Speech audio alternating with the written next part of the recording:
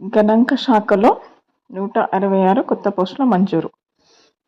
హైదరాబాద్ రాష్ట్ర అర్ధగణాంక శాఖలో 166 కొత్త పోస్టులను మంజూరు చేస్తూ ప్రణాళిక శాఖ సోమవారం ఉత్తర్వులు జారీ చేసింది. వీటి కోసం పాత పోస్టుల్లోని వివిధ క్యాడర్లలో 38 పోస్టులను రద్దు చేసినట్లు స్పష్టం చేసింది. కొత్తగా మంజూరైన వాటిలో 46 గణాంకాధికారి, 64 ఉప గణాంకాధికారి, 12 చొప్పున ఉప సహాయ సంచాలకులు, 5 పర్యవేక్షకులు, 23 జూనియర్, 4 సీనియర్ అసిస్టెంట్ పోస్టులున్నాయి.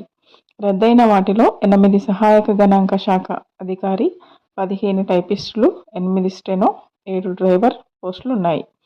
ఈ శాఖలో మొత్తం 277 పోస్టులు ఉండగా తాజా మార్పులతో 405కి పెరిగినట్లు ఉత్తర్వుల్లో పేర్కొంది.